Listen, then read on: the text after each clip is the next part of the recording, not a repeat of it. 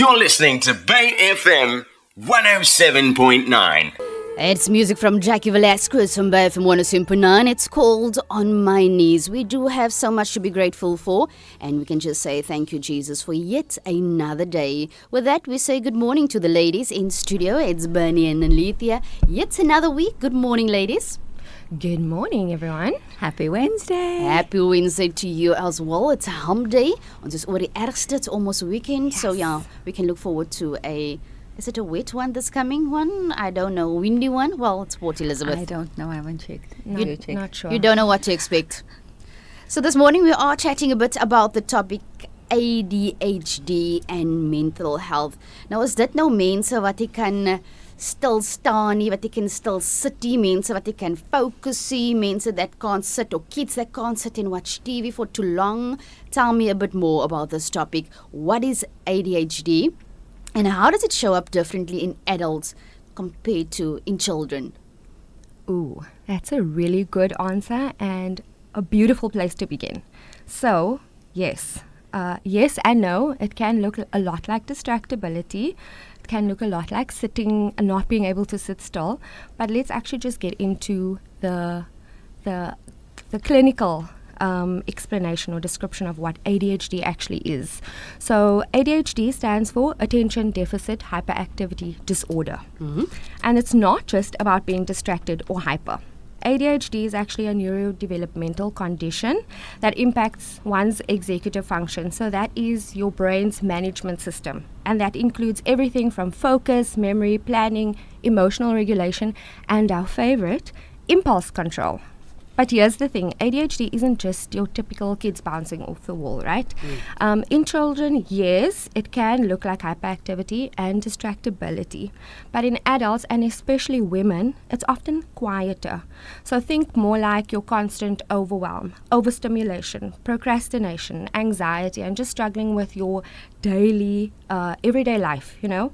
And as Dr. Russell Barkley, one of the leading ADHD researchers in the world, explains that ADHD isn't a deficit of attention. Rather, it's a deficit of self-regulation. And as we'll see later on, we'll talk about it a little bit, it's also a deficit of dopamine. You know, that buzzword, dopamine. It comes up again, hey? So yeah, that shows up and that can show up differently across ages and genders, like you mentioned. Now, as you mentioned about women, why are so many women only being diagnosed later in life?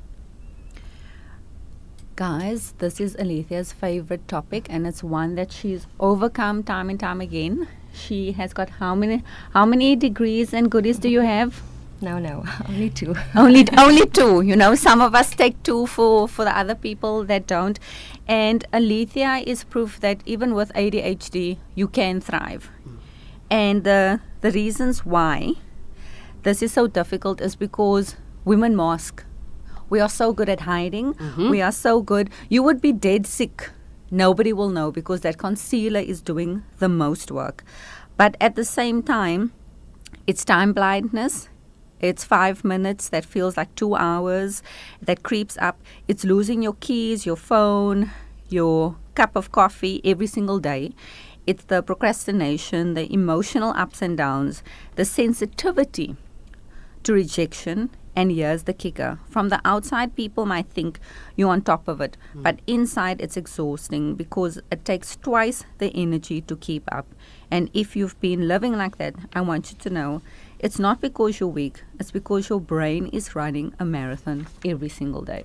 Wow, I must agree with what you said now about the mask that females wear. You can be dying inside, yet you are still smiling. And ons gaan net aan, ons kap net aan. And you have to do those things. You have to pick up the kids at school. You have to clean the house at night or in the morning before work. You have to do the washing. You have to do the dishes. You have to cook. You have everything is have to. So now you pretend like everything is okay and ons gaan maar net aan. What are some of the everyday struggles people with ADHD face that outsiders might not see?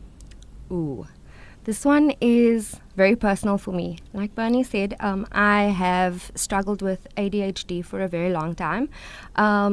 And for me, personally, I was actually misdiagnosed with generalized anxiety disorder at the age of 17. just because the symptoms overlap so much with ADHD and generalized anxiety disorder. So just like Bernie mentioned, it's the racing thoughts, the restlessness, overwhelm, anxiety, and eventually that, because of masking, can lead to panic attacks, which is something I struggled with for years. And the truth is that ADHD and mental health is so deeply interconnected. The ADHD brain lives in a constant state of dopamine deficit, aka not having enough dopamine. And that can present itself like anxiety, depression, or even burnout. So for me personally, it showed up as time blindness. We hear this a lot with people with ADHD. That's always running late. So no, it wasn't intentional. It's not intentional. So it's always running late. It's just not being able to estimate how long things take. Right? Emotional intensity, that was another one for me. So as Bernie mentioned, rejection sensitivity dysphoria, that's a big one for people with ADHD. That's feeling rejection like a punch in the gut. It's crying in the shower after holding it together all day long.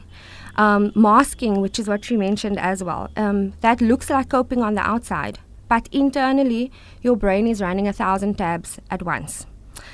Outsiders often see the missed deadlines, that's what people see. They see the scatterbrain, but what they don't see is the internal cost, the shame, the constant second guessing, the exhaustion, the guilt.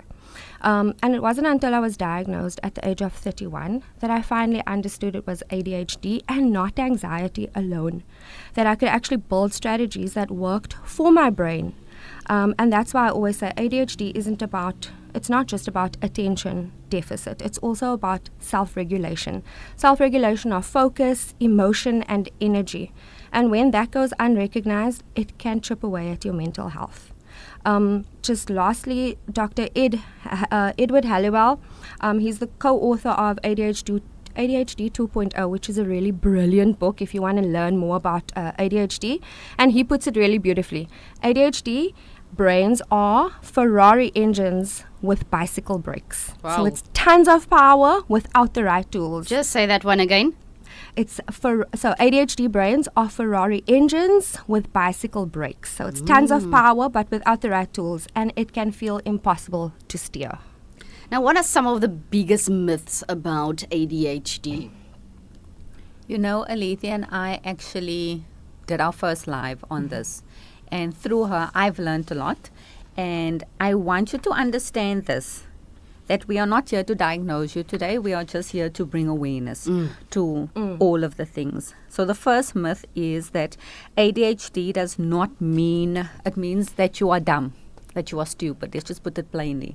Alethea's proof. You are not dumb. You are not stupid. You are not lazy. Some of the most visionary leaders out there have got ADHD. And it's not laziness. This is about dopamine, not discipline.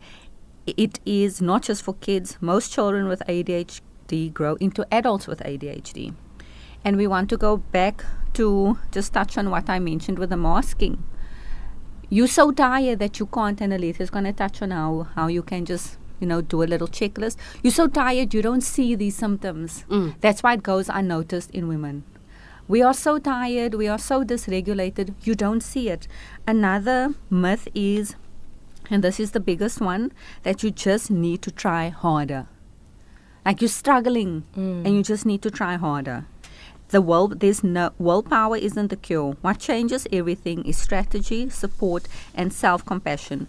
Because shame shuts us down, but the right tools lifts us up. Absolutely. Now, Alethea, I know this is your favorite part of the program or of our chat. What are some of the practical steps that someone can take today if they suspect that they might be having ADHD? Ooh, this is absolute gold. I know Bernie always does the practical resets, so I'm so excited that I get to do it this time. It's our favorite today. So, yes, let's dive into that because practical resets, like the ones that we're going to just skim over today, can really help an ADHD brain. So one we love talking about is track your patterns. So energy tracking, right? Notice when your focus drops, when your energy spikes, and when emotions swing, because awareness really is empowering and it's powerful, right? Number 2, fuel your brain. Starting your day off with protein-rich meals can really help keep your blood sugar levels and your mood steady. Moving your body. Exercise boosts dopamine, guys. So that's the quickest way to get a dopamine hit really quickly, is just moving your body. And that's something that ADHD brains crave, which is dopamine, right? Body doubling. This is just working alongside someone, even virtually, that helps to just keep the person accountable, breaks procrastination, and it uses something called mirror neurons in science to just help keep that person accountable. It's something I do with my clients on a daily, and it just helps them build the new habits. Sleep and rest. That is absolute gold for someone with ADHD, because our brains are running hot all day long, overthinking. So without rest, symptoms can really skyrocket. The last one that I'm going to mention is self-compassion. And again, this is something that we talk about so often. This is really the ultimate ADHD hack. Dr. Gabor Mate says the biggest trigger for ADHD symptoms is stress and shame. So the cure, therefore, is understanding and compassion. So if you think you've got ADHD, reach out for an assessment. Speak to your GP, speak to your healthcare professional. There is an assessment process. It's not just one assessment. There isn't just one assessment that you can do. It is helpful. It is indicative that you have ADHD, but it is better to have a proper assessment done through a psychologist, psychiatrist, or trusted healthcare provider. Getting clarity really is key. And what helped me personally and what I share now with my clients is what I call foundations to fulfillment. This is really just 5 core practices. If you strip away all the noise and all the information out there on self-help and podcasts, etc., if you just practice 5 core practices, that is your sleep, nutrition, habits, movement, and emotional regulation. These can slowly just help you transform your life and get your life back on track. Early diagnosis is key and can definitely save you up to a decade of time.